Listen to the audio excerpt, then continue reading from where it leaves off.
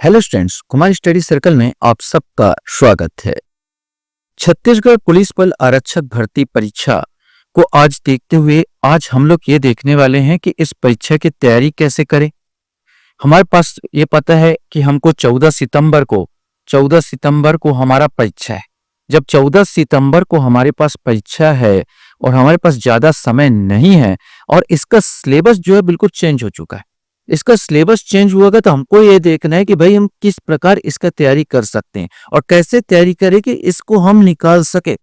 तो सबसे पहले फोकस करना होगा बार बार हमारे सिलेबस को। आपने देख लिया तो एक बार और देख लीजिए कि यहाँ पर 100 प्रश्न आने वाले हैं। प्रत्येक प्रश्न 1 अंक के होंगे और कुल अंक 100 अंक का होगा, समय 2 घंटा का।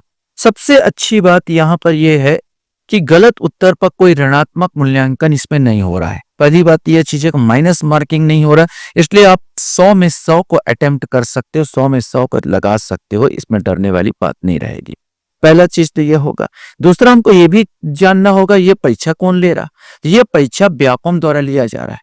व्यापम का जो पैटर्न है परीक्षा थोड़ा सा अलग हटके हो रहा है। थोड़ा सा आप देख रहे हैं कि सबको जमाने वाला, पूरा जितने एग्जाम है सब में जमाने वाला क्वेश्चंस दे रहा है। मैंने यहाँ पर आप सेट को जीएस में विशेष करके जमाने वाला बहुत ज्यादा क्वेश्चंस यहाँ पर दे रहा है। पूरा जमाइए पहला दूसरा कूट वाला क्वेश्चंस या जमाने वाला क्वेश्चंस आ रहा है। इस पैटर्न को भी हमको समझना होगा, इस हिसाब से आपको तैयारी करना होगा। तो तैयारी करने में आप यहाँ पर देखते हैं। और दूसरा ये है कि सिलेबस बदला हुआ है, तो यहाँ पर देखना हिंदी पूछ रहा है, इंग्लिश था। हिंदी अंग्रेजी का झंझट खत्म हो गया, लेकिन एक झंझट बढ़ गया। जिनको अंक गणित, जिनके पास ज्यादा ज्ञान नहीं है या रीजनिंग का ज्यादा प्रॉब्लम आता है या अंक गणित पर प्रॉब्लम आता है, उनके लिए थोड़ा सा हेडेक हो गया, क्योंकि यहाँ पर बर्डन जो हो गया दोनों का आ गया। यहाँ पर रीजनिंग का 30 नंबर का और अंकगणित का 20 नंबर का, टोटल 50 नंबर का यहाँ पर इसी से पूछा जाएगा। और सामान्य ज्ञान और छत्तीसगढ़ का यहाँ पर मिलकर 50 नंबर हो गया। मतलब दोनों को आपको संतुलित ढंग से अध्ययन करना है। माने यहाँ पर हमको अंकगणित और बुद्धि क्षमता, तर्क शक्ति, ये दोनों के साथ साथ ये छत्तीसगढ़ का भी और सामान्य ज्ञान के, इस सब को करके, और अगर इन दोनों को आपने संतुलन नहीं किया, सोचे केवल एक पार्ट से हम वो करके अध्ययन करके चल देंगे, अगर हमारा ये पार्ट अगर तैयार नहीं है तो आप फेल हो जाएंगे। मुंह फट बता दूं, आप बुरा माने तो मान लीजिए कि आप फेल हो जाएंगे, आप पास नहीं कर पाएंगे। आपको अगर पास करना होगा तो ये दोनों और ये दोनों, इस सब में चारों में संतुलित आपको अध्ययन करना होगा। क्योंकि यहाँ पर है सामान्य ज्ञान छत्तीसगढ़, बुद्धि क्षमता, अंकगणित।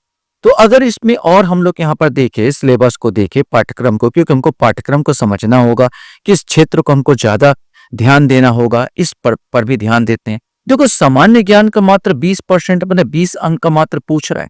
और 20 अंक का पूछ रहा है, इसमें पूरा चीज दे दिया। भारत के इतिहास, भारत का भौतिक, सामाजिक, आर्थिक, भूगोल, भारत का संविधान, राज्य व्यवस्था, भारत की अर्थव्यवस्था, सामान्य विज्ञान, प्रौद्योगिकी, भारतीय दर्शन, कला, साहित्य एवं संस्कृति, समसामयिक घटना एवं खेल, पर्यावरण, कंप्यूटर के भाग, CPU, input device, output device, समान जानकारी, कार्यालय उपयोग के लायक समान, माइक्रोसॉफ्ट ऑफिस के अंदर वर्ड, एक्सेल और पावर पॉइंट की जानकारी। तो देखो, अगर तैयारी करना है तो 3 चीज में हमको विशेष करके फोकस करना है। जैसे भारत के इतिहास है और भारत का भूगोल है और भारत का संविधान। ये सबसे ज्यादा 20 क्वेश्चंस में 10 क्वेश्चंस तो इसी में से पूछा जाएगा। यहाँ पे बात किया जाए। अगर यहाँ पर कंप्यूटर में अगर बात करना चाहे तो कंप्यूटर में वही चीज को आप पढ़ेंगे, जैसे CPU, input device, output device जो है उन्हीं को बस पढ़ना है। इसके बाद माइक्रोसॉफ्ट ऑफिस, वर्ड, एक्सेल और पावर पॉइंट, इससे ज्यादा आपको नहीं घुसना है। ये पूरा आप समय बर्बाद कर रहे हैं, ऐसा मत पढ़ो ये पूरा आप कंप्यूटर का पुस्तक में पूरा पढ़ रहे हैं। केवल आपको CPU, input device, output device, Microsoft office, word और एक्सेल और पावर पॉइंट, इतना ही आपको पढ़ना है, इससे ज्यादा नहीं। जो बोला है वही पढ़िए, उससे ज्यादा पढ़ने की आवश्यकता नहीं है, आपका ये तैयार हो जाएगा। छत्तीसगढ़ में 30 क्वेश्चन छत्तीसगढ़ से पूछा जाएगा। छत्तीसगढ़ में आपको देखना है, सारी चीज में दे दिया गया, कोई चीज थोड़ा नहीं है छत्तीसगढ़ में। जैसे छत्तीसगढ़ के इतिहास है, स्वतंत्रता, छत्तीसगढ़ का योगदान, छत्तीसगढ़ का भूगोल है, पूरा आ जाएगा, पुरातात्विक पर्यटन के, छत्तीसगढ़ का साहित्य, छत्तीसगढ़ की जनजाति, छत्तीसगढ़ की अर्थव्यवस्था, वन कृषि, छत्तीसगढ़ का प्रशासनिक ढांचा, पंचायती राज भी जोड़ दिया, छत्तीसगढ़ को उद्योग, ऊर्जा, जल, खनिज संसाधन, छत्तीसगढ़ समसामयिक घटनाएं, पुलिस की समान जानकारी, एक नया चीज जोड़ा है, पुलिस, छत्तीसगढ़ पुलिस के सामान्य जानकारी, एक नया चैप्टर जोड़ा है। बाकी सारे के सारे जोड़ दिए। मतलब छत्तीसगढ़ को तो आपको पूरा अध्ययन करना ही है। इसके बाद आप देखोगे कि भाग यहाँ पर रीजनिंग, यहाँ पर तर्क शक्ति। अब तर्क शक्ति में आप ज्यादा ध्यान दे सकते हो। ये तर्क शक्ति में क्योंकि 30 नंबर का क्वेश्चन तर्क शक्ति में आने। तर्क शक्ति सामान्य होता है, जो जिनको मैथ बिल्कुल नहीं आता वो भी तर्क शक्ति में थोड़ा सा भी अध्ययन करे तो बन जाएगा। ज्यादा कुछ है नहीं इसमें। इस भाग में पूछे जाने में तर्क करना, संबंध देखना, एनालॉजी है, आंकिक योग्यता है, कुछ है। इन कारकों को परीक्षण करने का सामान्य इस प्रकार पूछे विषमताओं का पहचानना, आंकिक श्रेणी, अक्षर श्रेणी, अक्षर अंक चित्रों द्वारा संबंध देखना, सांकेतिक भाषा, छुपे हुए चित्र, वर्ग एवं अंकगणित संक्रियाएं, चित्रों का मिलान, विभिन्न प्रकार पैटर्न आदि आदि। संचार कौशल ये पूछा गया, तार्किक और विश्लेषणात्मक क्षमता, निर्णय निर्माण, ये सब चीजें पूछा गया।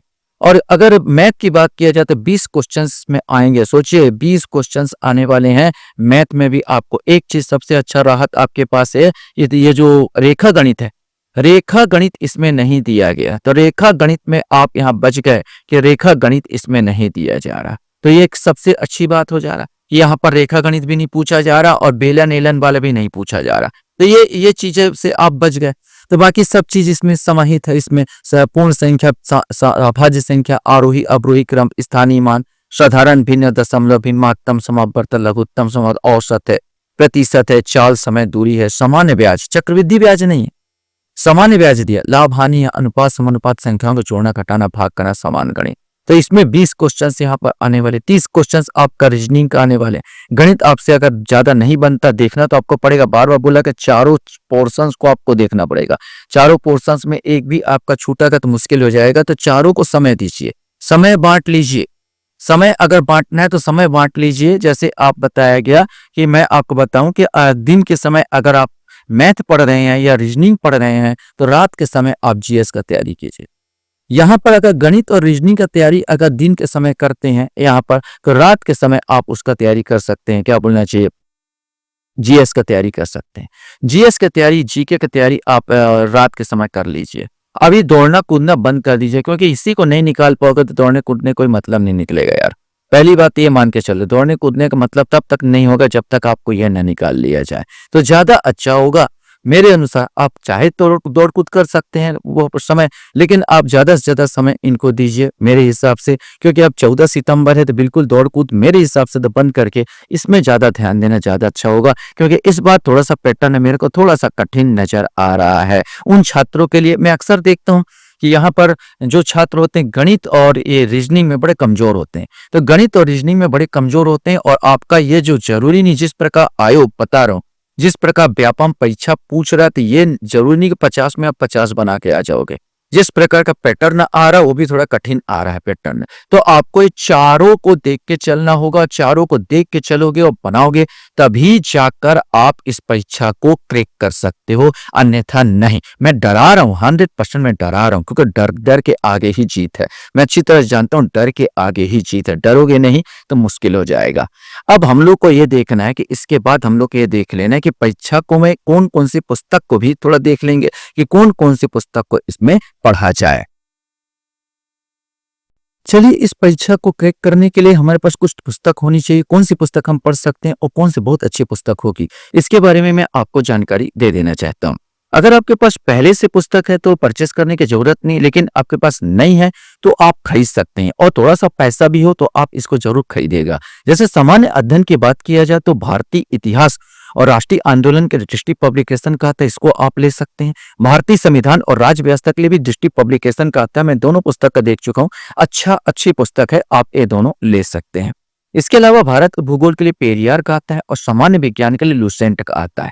मैं आपको एक बार और बता देना चाहता हूं, अगर आपके पास पहले से पुस्तक है, कोई भी पुस्तक है भूगोल का तो मत लीजिए, सामान्य विज्ञान का है तो मत लीजिए। यहाँ पर अगर नहीं है तो आप ये पुस्तक, अच्छी पुस्तकों को खरीद सकते हैं। मैं आपको बार बार बोल रहा हूँ। अगर आपके पास पैसे नहीं है तो एक लुसेंट का आता है जिसमें सारे जीएस पूरा एक साथ दिया होता है, वो भी एक अच्छी पुस्तक है, आप ले सकते हो। ऐसी ही पुस्तक दृष्टि पब्लिकेशन का भी आता है जिसमें सारे चैप्टर एक साथ होता है, वो भी बहुत अच्छी पुस्तक है। और मैं कहता हूँ को सारे चैप्टर वाला भी ले सकते हैं। दृष्टि पब्लिकेशन का आप बोलेंगे जिसमें सारी चीज एक साथ दी हो, वो भी आपको मिल जाएगा, आप ले सकते हैं। वो पुस्तक को भी ले सकते हैं अलग अलग पढ़ने का अपेक्षा। यहाँ पर कंप्यूटर की बात किया जाए तो जो मंथन का, परीक्षा मंथन का आता है उसको ले लीजिए, बाद में भी आपका काम आएगा। इंपॉर्टेंट पुस्तक है। सामान्य ज्ञान के लिए अभी जो हमारी छत्तीसगढ़ में जो हरिराम पब्लिकेशन का बुरा पुस्तक नहीं, बहुत अच्छा पुस्तक है, ये आप ले सकते हैं हरिराम पब्लिकेशन का। अगर आपके पहले से आपके पास कोई पुस्तक है तो मत खरीदिए, अगर नहीं है तो आप इस पुस्तक को ले सकते हैं और इससे तैयारी कर सकते हैं। जहाँ तक सामान्य मानसिक योग्यता की बात किया जाता है तो रीजनिंग के लिए एक अच्छी पुस्तक आता है जो कि दीपक कुमार की पुस्तक होती है, लो ये परफेक्ट करके आता है। ये रीजनिंग की बहुत अच्छी पुस्तक है। अगर मैं बार बार बोलूं आप लोगों के पास पहले से है तो मत लीजिए, ये पुस्तक भी बहुत अच्छी है, इसको ले सकते हैं। सामान्य गणित के बारे में बात करता हूं तो शारदा पब्लिकेशंस का आता है एच डी यादव की पुस्तक आती है। मैं बार बार बोलूंगा, इसको रिफर करूंगा, ये बहुत अच्छी पुस्तक है। इसके अलावा भी RS अग्रवाल का भी अगर आपके पास है तो मत लीजिए, आप इन पुस्तकों से अच्छी तैयारी कर सकते हैं और अच्छा परफॉर्मेंस कर सकते हैं इस एग्जाम में। आशा करता हूं ये वीडियो आपको अच्छा लगा होगा। आप लोग मेरे वीडियो को वॉच करते हो इसलिए धन्यवाद। Thank you very much.